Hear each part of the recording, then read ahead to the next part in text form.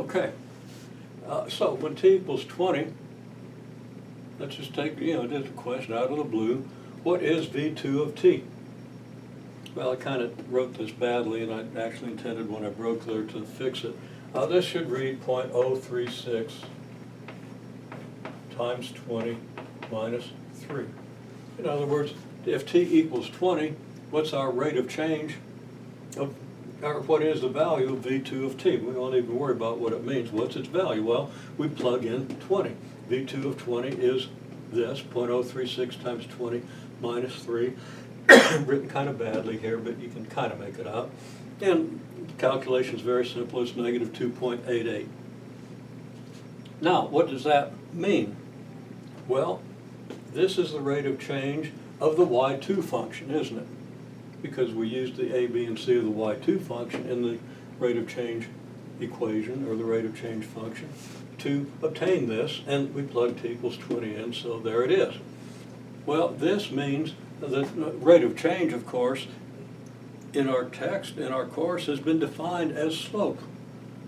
The slope of a y versus t graph. So that is a slope, and it is the slope of the graph when t equals 20. So what's the graph point that corresponds to t equals 20, so we know where to draw that slope? Well, the graph point is at y2 of 20, the y value. The t value is clearly 20, so we come out 20 units, and then we see how high to go. We plug t into our y2 function, and we get y2 of 20 equals 165.2. Excuse me, I had to go find a piece of orange chalk to make that look clearly like a y2 and not a v2. So y2 of 20 is 165.2. That means that the point 165.2 lies on the graph of the y2 function. Does that make sense? Well, if this is 0 and this is 100, 20 should be about here. Let's see, 1, 2, 3, 4. Yeah, that's pretty good. Okay? And 165.2. Well, if I come up from here, I hit the graph about here. Project over here, I'm between 150 and 200. Quite a bit closer to the 150. Very plausible, that's 165.2. The graph is accurately drawn. The point 20, 165.2 will lie on the graph here. The slope of the graph should be negative 2.88. Well, that means that if I draw a line tangent to the graph at this point, that will be the slope at this point. And that should have a slope of negative 2.88. Now, according to my scale, I could make estimates. I could extend this line a little bit and see from here to, say, here, it's going to change by negative 50. Negative 50. And the distance will be about, very plausibly, 20, 25, 30. So that slope looks about right. And you should be proactive in checking yourself on these sorts of things, okay? So it's very plausible that that is pretty accurate for a hand-drawn graph. Okay?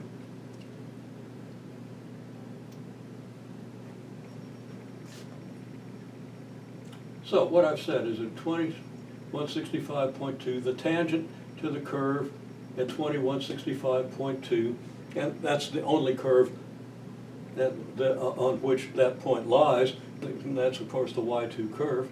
That tangent has slope negative 2.88. This incidentally means that you can easily enough calculate the equation of this tangent line if there was reason to do so. Now there isn't. I was going to improve that 6, but I think it went the other way. There isn't really, in the analysis that we're doing right now, a reason why you would want to calculate the slope of this tangent line. But again, if you're moving on to applied calculus course, that tangent line is really important, so I have to mention it. So how do you get the equation of the tangent line? Well, again, you haven't thought about this for a while, but you need to because we've got a final coming up in 2 weeks and it's going to be on there. What do you know about this tangent line? You know it goes through this point and you know it has this slope. Well, if you know the point that a line goes through and its slope, you can easily find its equation, and that's the equation. That is the tangent line, so the equation of the line through that point with that slope is the equation of the tangent line. The slope is negative 2.88, badly written 8, but I'm not even going to try to improve it, through, that's really badly written, but it says through the point 165.2. You should be able to find the equation of that tangent line, and I do strongly recommend that you do that now as a review of something you're going to need to know when you take the exam.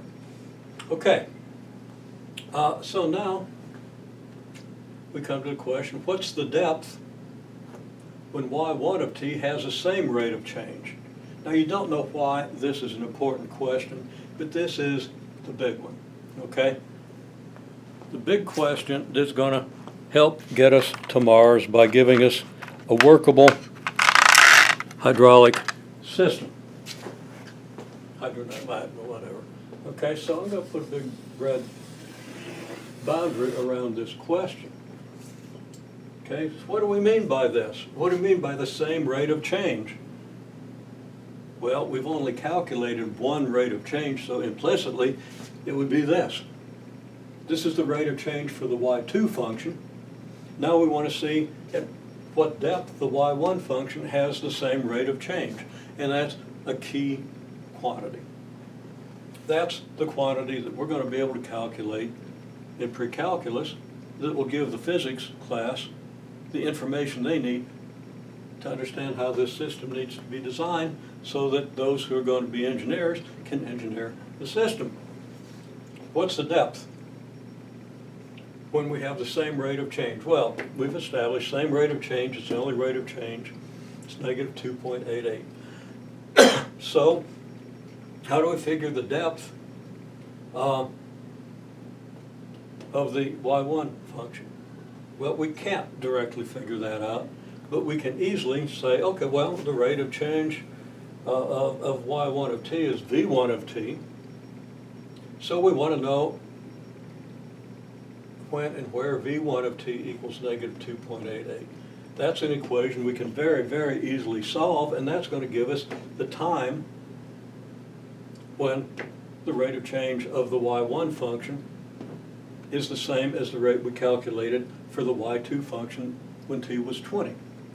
Well, we solved this equation, and it's extraordinarily straightforward. V of t is negative 2.88, and our v of t function is 0.03t minus 3, so we set that equal to negative 2.88 and solve the equation, and I'm not going to go through the details. You can do that very easily. So we solve that, we get t equals 4. Now, we want to know what the depth is.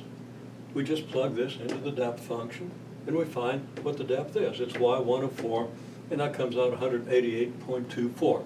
Incidentally, I have a ridiculous number of significant figures in here given the uncertainties in our model, but just to illustrate the arithmetic of the situation, I decided to go ahead and include them so nobody would wonder where they went.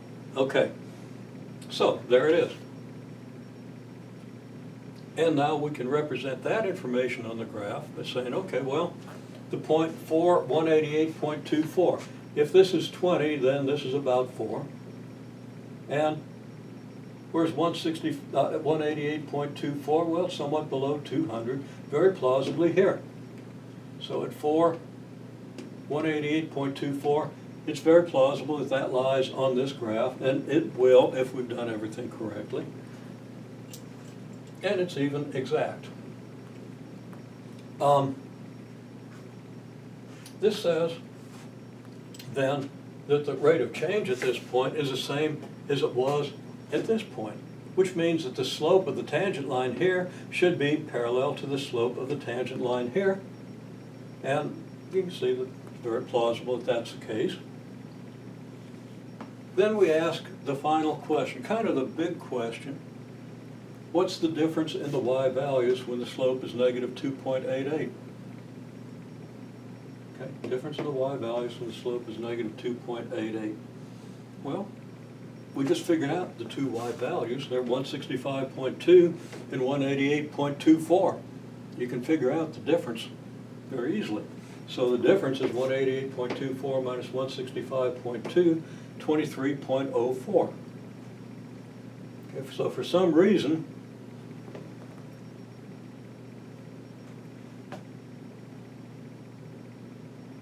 the water in the second cylinder is descending at 2.88 units of velocity at a depth that's 23.04 centimeters lower than where the y1 function would have the same rate of depth change, would be descending at the same speed. Now I've got some stuff in red here that you can't possibly read, but the picture is very simple. And again, the writing didn't come out very well. But we've got the point 4, 188.24, okay, 4, 188.24. And the point 20, 165.2. And the difference in the y values is, well, obviously, this minus this, 23.04, okay? Now, pre-calculus students aren't going to have to worry about why that's a big deal. Linear algebra students aren't going to have to worry about why that's a big deal. Physics students should worry a lot, but it's actually quite simple when we get to this stage.